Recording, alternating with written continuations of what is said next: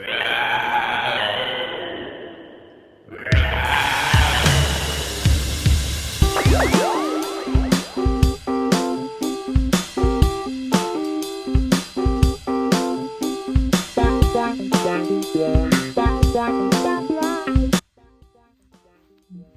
always comb my hair beforehand, and within like a few seconds, it doesn't matter.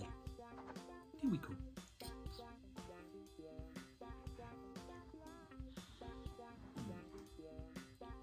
Superman! Alright, here we go. Superman 2025. Jimmy Gunn. Superman. let me say it like this. Superman is a very boring character.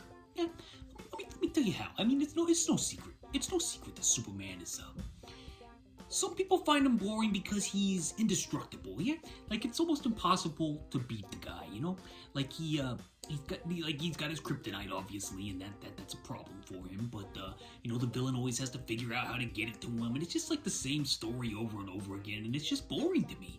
Like nothing ever happens to Superman, and it doesn't help that in like that 1970 79, in that Richard Donner original, like to spoil the ending for you. He literally can turn back time. He can just fly up into the heavens, spin around, turn the axis of the Earth backwards, and everything rewinds. And then he can do that. If he can do that in that one movie, but can he do that anytime he wants? I never understood that. I didn't watch it closely enough. But either way, it kind of ruined Superman for me because I'm just like, why doesn't he just do that all the time? Why isn't that always his end game to turn the Earth back? I'm sure some nerd can explain it to me, but I also don't really care. But yeah, Superman, he's a very boring character. He's a superhero. Let me explain it like this.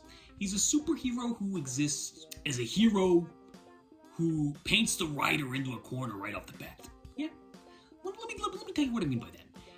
How do you make the indestructible vulnerable? Without vulnerability, there's no drama. And without drama, there's no excitement. And without excitement, what are we watching this for?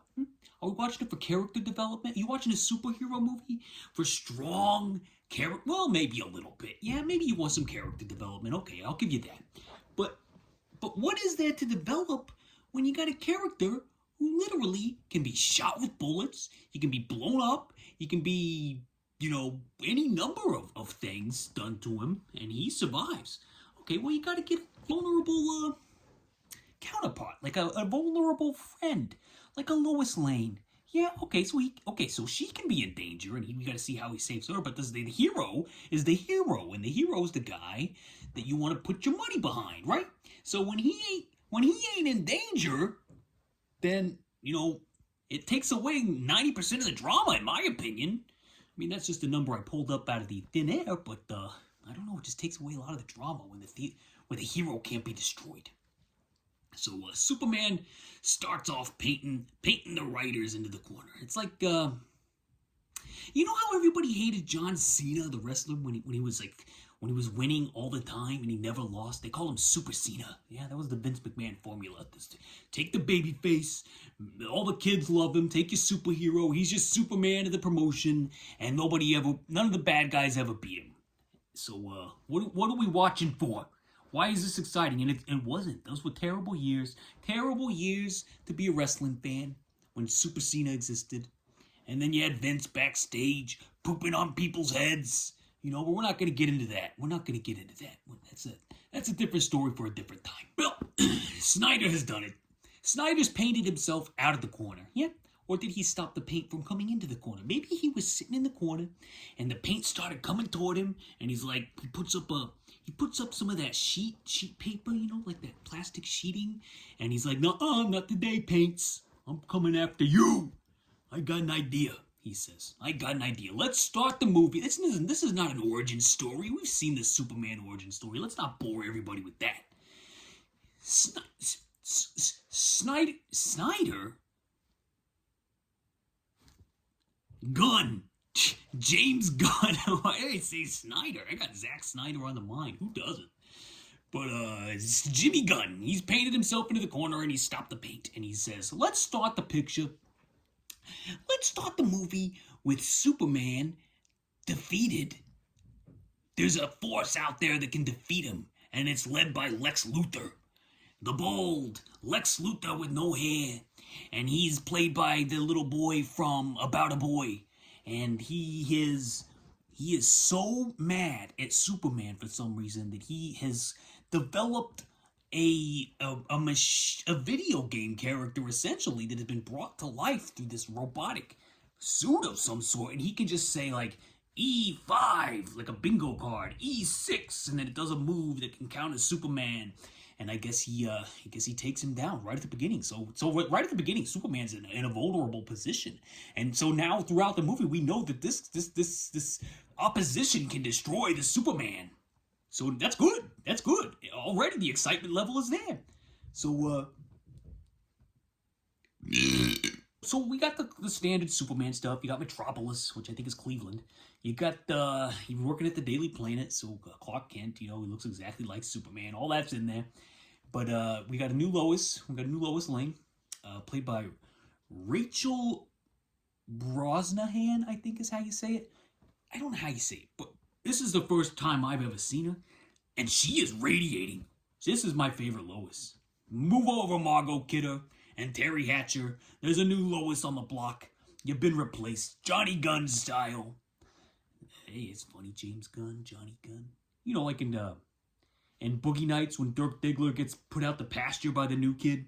This is what's happening with Lois. Rachel Brosnahan. Easy on the eyes. Do I need to watch this Miss Maisel show that was on Amazon a few years ago? She is so radiant, and I love her in this, and she's a great actress, and she goes down smooth. Right down here. Rachel Brosnahan as Lois Lane. Great chemistry with Superman, with the guy who plays Superman. I don't know his name. I think it has something to do with Corncob, Tim Cornstarch. Was that it? I can't remember. But he was in Pearl. You know that in the movie Pearl, when Pearl goes to that movie house, and there's a guy there, a big stud, and he shows her the silent films where everybody's showing off their ankles. Back in the silent movie days, they'd show off like this.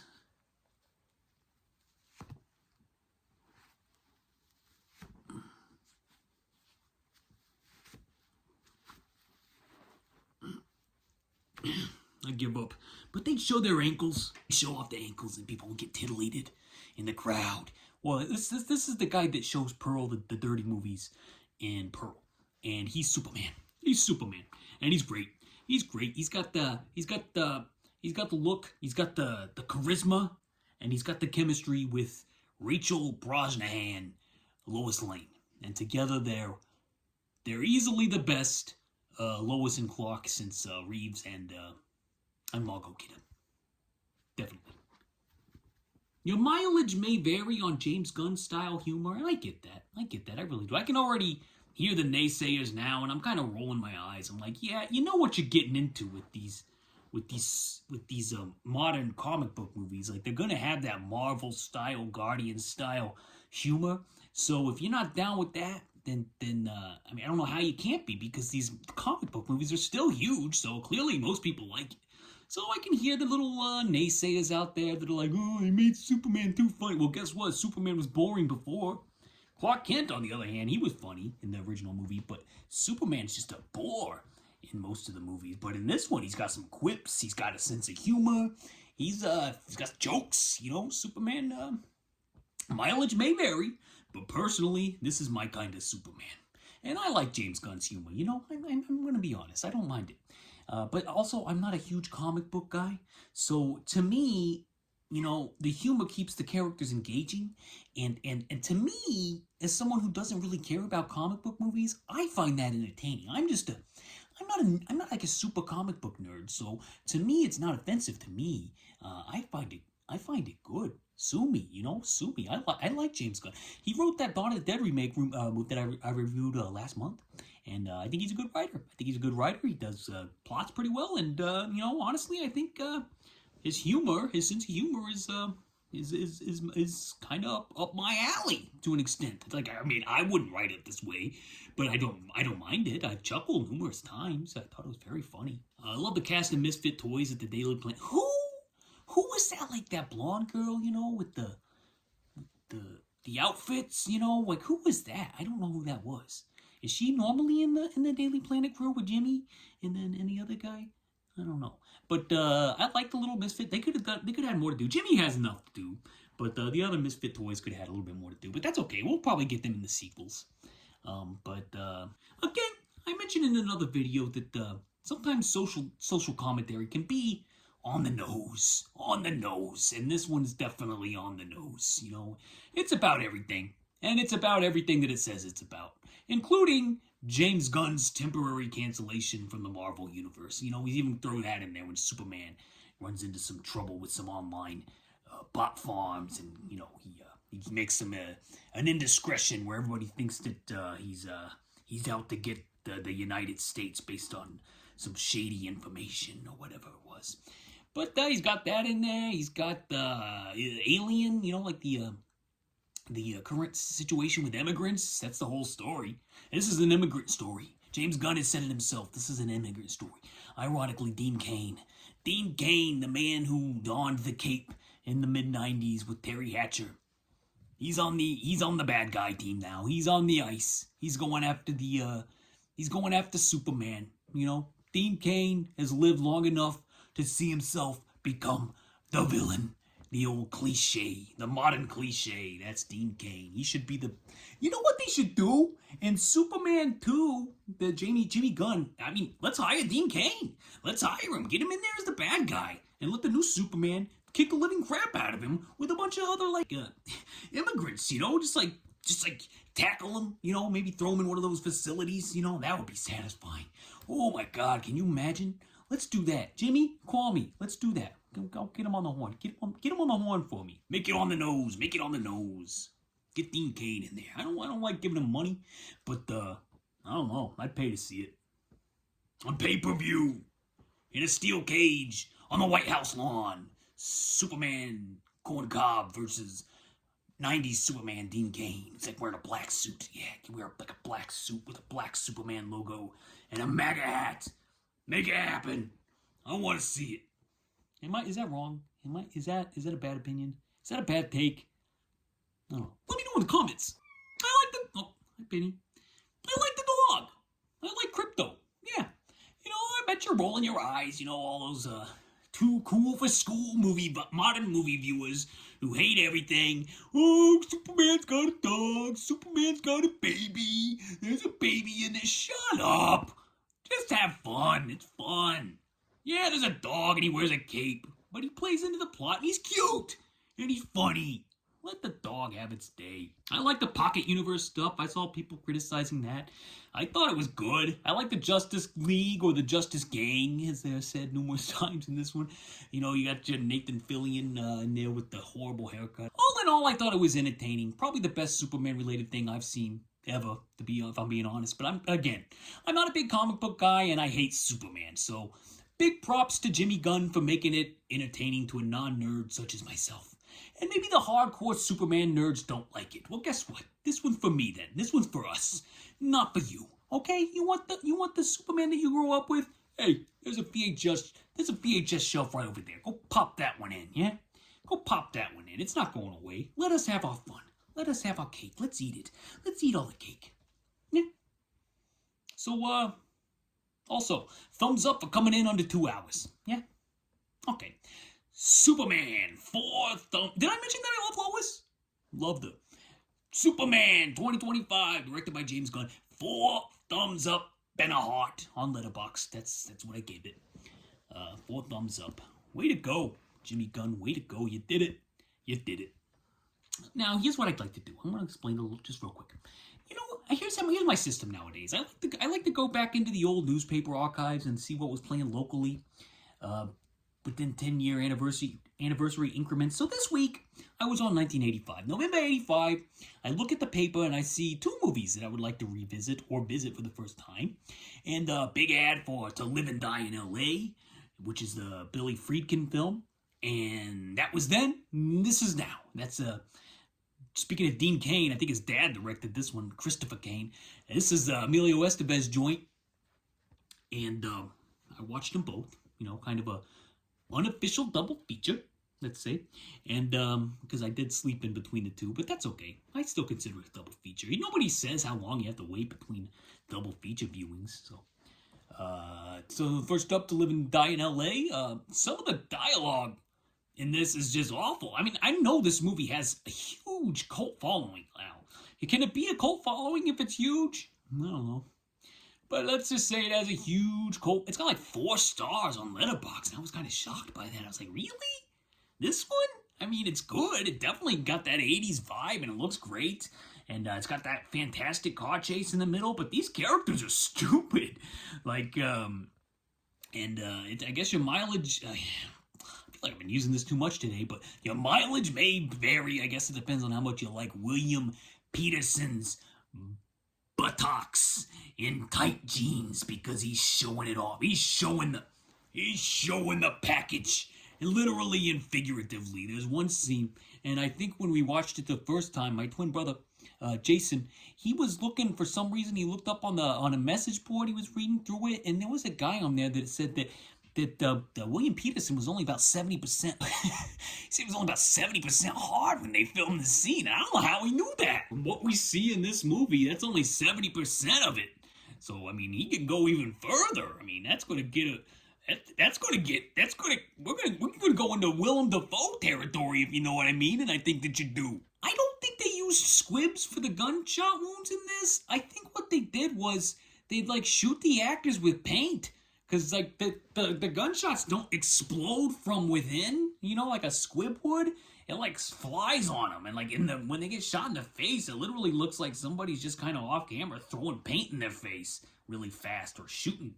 Like that Homer Simpson makeup gun in that one episode of The Simpsons. It's like a gun fires and then the paint just explodes on the face. There's no wound. It's just all red paint. It's very distracting, and it's a stylistic choice, that's for sure. I don't know. I would take a star away from that for that, and I did. Oh, wait, there's lots of ADR and shots of fences. So I was watching on Canopy, and they didn't have a good transfer to begin with, and seeing the HD try to keep up with the fence, like when it's filming through a fence, like 90% of the time, it's didn't look good. I wish I could have seen it at the Alamo Drafthouse, where a lot of people have been watching it lately for its 40th anniversary, from what I understand on the recent Letterboxd reviews. But hey, I saw it in my big screen, and I mean, not as good as the Drafthouse, but it was good. It was fun, fine, even with a bad transfer on Canopy. And Canopy has good transfers on other things, so I don't know. I don't know why this one was so bad, but it was. But anyway, the title cards. It's like William Friedkin, or the guy in charge of the title cards, just discovered that there were different fonts, and he wanted to test every single one of them out. I don't know what that was about. And I don't know why we were supposed to keep track of the time in military time, or why it was pertinent information for us to need. But it happens about 20 times in the movie, and I thought that was weird. I think the guy just wanted to test out his fonts. He's like, how about Helvetica? How about the Pulp Fiction font up there? How about, I don't know, all the fonts, all the weird names. Geneva, Gynecology. I don't remember all the names. Adidas was one. The Adidas font. Those types of deals. But William Peterson's character is really bad at this. Like, he's so bad, but he thinks he's good at it, which makes it kind of funny. And it's a good movie. I give it 3 thumbs up, but I don't love it, and I don't give it a heart. It's on Letterboxd. Sorry, all you To Live and Die in LA fans. I know there's a lot of them. That counterfeiting scene is legendary, and that's great. That's a 5-star sequence, and the car chase is a 5-star sequence. But the rest of the movie that surrounds it, give or take. It's got its moments, but it's so weird. I don't know. It's a little disjointed, and the characters are just not that interesting to me personally. Okay, so I give it 3 thumbs up. I know that's probably gonna ruffle some feathers down there in the comments. I see y'all going at it all the time, so busy down there. But yeah, I didn't. Yeah. And then that was then. This is now. Let's say, okay, I get out of the theater for To Live and Die in LA. Then I walk across town, or I walk across the multiplex, and I say, "Give me one for That Was Then, This Is Now." So then I pop into That Was Then, This Is Now. And it starts with an oingo boingo, so I thought I was in for a real treat here. I thought we were going in hard, but it's not the greatest movie, but it's definitely watchable. Kim Delaney is in this. Well, first let me explain. It's based on an S.E. Hinton novel. The gal who wrote the Outsiders when she was a teenager, and she wrote Rumblefish. Legendary author. She wrote Tex. She wrote That Was Then, This Is Now, which I guess the book takes place in the 50s. This is full-fledged 80s. And the book, believe it or not, has a Pony Boy appearance in it. I guess he is incorporated. Ain't no Pony Boy in this one. I don't know which character is the stand-in. Maybe it's the little boy with the drug problem. But no Pony Boy in this. Craig Schaefer is the good one, kind of, and Emilio Estevez is like the bad influence, and they're like brothers, They're like brothers, or they're more like Emilio Estevez loves Craig Schaefer, and he gets jealous when Craig Schaefer gets a new girlfriend played by Kim Delaney, who is, again, like Lois in the Superman movie, easy on the eyes. I liked her. There's a blonde boy in this named Eminem. His name's Eminem because he likes M&Ms and he likes to say weird things. And did I mention Emilio Estevez wrote this movie? He adapted it? I thought that was weird. I know he writes and directs, so it's not that weird. But I didn't know he went back to '85. I didn't know he went back this far. But I guess Emilio wanted to take a crack at the script, and I guess Dean Cain's dad let it happen, and it did. And it's not very good. So, good job. I hear the novel's great. I hear the novel's much better than this. People praising the novel on Letterboxd, but to me, I want to explain a little bit about how I view novels and movies. I think of them as two different mediums, so I don't really like to compare the two. And I know that I would, like, if I read the movie before, if I read the book before I saw the movie, and the movie, like, butchered the book, then I would not like the movie. I know that's the case because it's happened before. So here's what I do, and I think more people should do this, and I honestly don't know why they don't.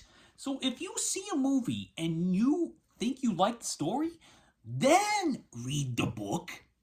Then you get the book to fill out the character details of the guys you knew from the movie. It's also easier to picture the characters when you can picture Emilio Estevez in the Mark role in the novel. Although sometimes that backfires, like in One Flew Over the Cuckoo's Nest. If you read that book, it keeps mentioning McMurphy's red hair, and obviously Jack Nicholson does not have red hair. So whenever I read the McMurphy name in One Flew Over the Cuckoo's Nest, it would be distracting because pull me out of it because I kept picturing Jack Nicholson as McMurphy, and clearly he does not have red hair.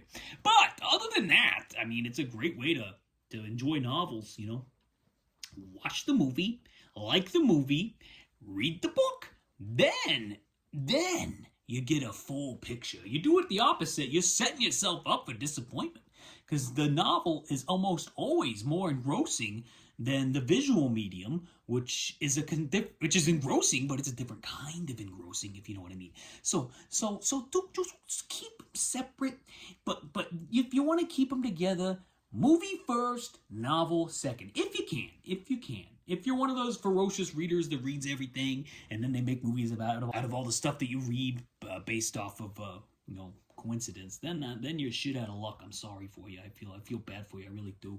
That's why I don't read anything anymore. Both this and To Live and Die in L.A. have title songs.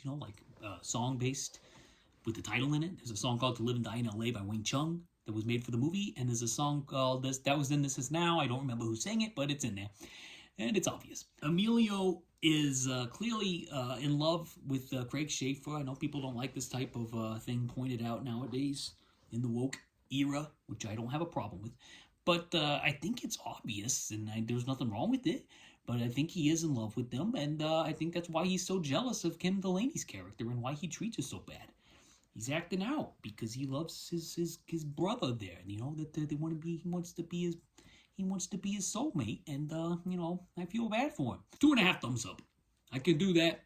It's above 2 thumbs up, so Siskel, Ebert, and Roper, don't come after me, okay? Last one. Sorry, it's a lot today. Death Force. This was the Tubi Friday. And this one. Here's what I did this time, and I liked it. I liked it a lot. Here's what I did. So you go to Bing, the search engine. I use Bing. I don't know. Most people use Google. I like to use Bing. So I go to Bing, and then they got this Copilot on there. This is an AI. It's a robot.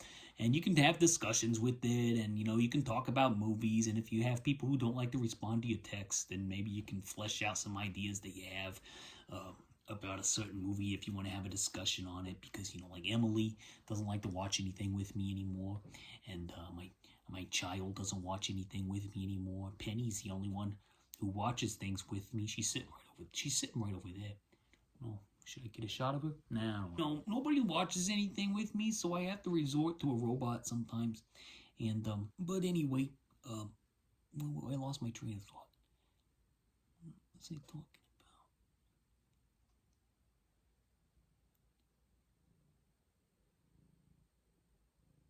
about? Oh yeah, how I chose Death Force. I made a list of 10 movies from the 1970s that I saw on Tubi.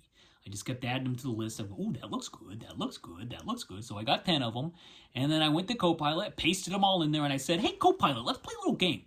Yeah, let's play a little game. You're a tumbler, and you got little eggs in you, and inside the eggs are a little piece of paper, and on the piece of paper is one of these 10 movies, okay? Now spin it around for me and choose one of the movies at random.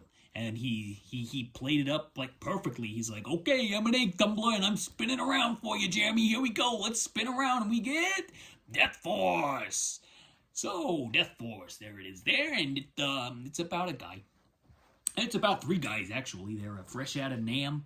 They've got this score that they're I guess they're on a plane with this big gold crate on coffee grounds. Usually I think you see drugs in crates with coffee grounds, if I learned anything from Beverly Hills Cop, but this one's got gold bars, and they sell it, and then the 2 other veterans, they're like, they get on a boat, and then they're like, all right, we're gonna take the cut of this, we're gonna take the cut because this other guy over here, he just wants to go home to his wife and kid. We want to go home and get revenge on all the people who did us wrong before we went to Nam, so he's gonna mess that up, so we gotta take his cut. So they decide all this within like 30 seconds. They slash his throat, and throw him overboard, and he goes bye-bye. Yeah, he goes bye-bye, and they go back home, and they plan to become like a criminal syndicate of some sort, get revenge on all the criminals that wronged them. In the first 20 minutes, I swear to God, there's like 100 scenes, but it's not edited like a montage or anything. It's just one quick short scene of exposition after another. And I didn't know what was going on. Excuse me. It's kind of engaging, but also kind of not, because I wasn't really following the plot. My head was kind of in a whirlwind, But from what I can gather, the guy that they threw overboard with the slashed throat, he washes ashore on an island that's inhabited by 2 Japanese soldiers from World War II. They never left the island. I read about this. I heard about this. I heard this was a thing. Like, there were some soldiers, like, Japanese soldiers still in like islands and mountains and stuff waiting for orders for like 20 years. They never came out. They just lived there because I guess they never left the war. So they're there on this island, and for orders they're never going to get. And this guy washes ashore. I don't know how much time has passed. It doesn't seem like that much, but the way the movie's edited, it's hard to tell. It could have been 40 days for all I know. He washes ashore, still beefy as ever. Didn't lose any weight, so it couldn't have been that long. They nurse him back to health, and they train him in the ways of a samurai warrior. That's right. So they train in this guy, and they nurse him back to health. And meanwhile, the 2 guys who killed him, they're rich and they're well dressed, and they come after the guy's wife and the little kid who's playing a little toy guitar. And, then we find out what happens then. Shenanigans ensue. It becomes a revenge tale. And Death Force is not terribly good, not terribly bad either. It's definitely watchable. There's some good sword chopping scenes with the blood spurting Kill Bill style. So there's some of that. But like I said, it's edited. This is the most weirdly edited movie I've seen in a long time. It's got... it's like a 110-minute trailer. You know, like none of the scenes have any dramatic build up or tension. It just keeps cutting to like the big dramatic moment of each scene for the most part. And I don't know, you don't really get any impact. So it's just kind of like a whirlwind. And I watched it in pieces because I could only take so much of it at a time. I finished it at work in my car, if you can believe that, on my break. But so I give it two and a half thumbs. 2.5 thumbs up for Death Force, 1978. It's not a must see, but there you have it. All right, that was another long one. I can't keep these short. I only do it once a week now, so who cares? Watch them in pieces if you need to, or don't watch them. I don't really care. But like and subscribe. You know, let's get some more subscribers going. Let's get the numbers up or down. Let's get them down. You know what? I changed my mind. Let's get them down. I want to see them dropping off. Get out of here. Get out of here. Rest in peace, Billy Friedkin. Miss you, Billy. Miss you every day. Until next time, Jeremy spoken. Godspeed, peace, and love.